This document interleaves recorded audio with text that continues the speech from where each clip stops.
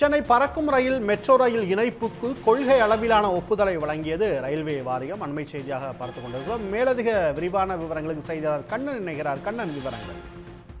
நிச்சயமாக சென்னை பறக்கும் ரயில் Chennai metro rail இணைப்பிற்கு கொள்கை அளவிலான ஒப்புதலை ரயில்வே வாரியமானது வழங்கியுள்ளது. இந்த ஒப்புதலானது மிகவும் முக்கியத்துவம் வாய்ந்ததாக பார்க்கப்படுகிறது.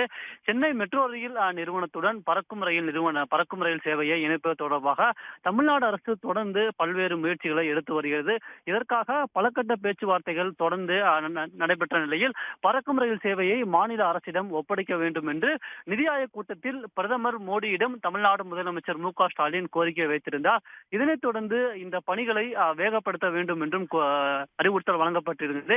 இந்நிலையில் சென்னையில் பறக்கும் ரயில் சேவை மெட்ரோ ரயில் இணைப்பு பணிகளை மேற்கொள்ள கொள்கை அளவிலான ஒப்புதலை ரயில்வே வாரியம் வழங்கியுள்ளது.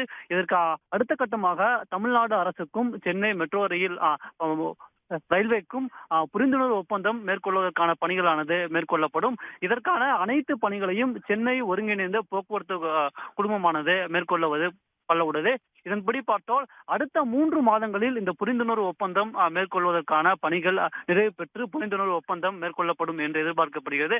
இதன் பிறகு இந்த ஆண்டு இறுதிக்குள் பறக்கும் ரயில் சேவையானது சென்னை மெட்ரோ ரயில் சேவையிடம் இணைக்கப்படும் என்று எதிர்பார்க்கப்படுகிறது. இதன்படி பார்த்தோம் என்றால் இந்த ஆண்டு இறுதிக்குள் சென்னை பறக்கும் ரயில் சேவையை தமிழக அரசிடம் ஒப்படைக்கப்பட்டு அது மெட்ரோ ரயில் சேவையுடன் இணைக்கப்பட்டு அந்த வழித்தடங்கள் அனைத்தும் தமிழக அரசிடம் ஒப்படைக்கப்படும் என்று எதிர்பார்க்கப்படுகிறது. இந்த ஆண்டு இறுதியிலிருந்து அடுத்த 2 ஆண்டுக்குள் முழுவதுமாக பறக்கும் ரயில் சேவையை மேம்படுத்தி அதை மெட்ரோ ரயில் தரத்திற்கு இணையாக தேவையான வசதிகள் அனைத்தும் செய்யப்படும் என்று தமிழ்நாடு அரசு சார்பில் தெரிவிக்கப்பட்டுள்ளது. விவரங்களுக்கு நன்றி கண்ணன்.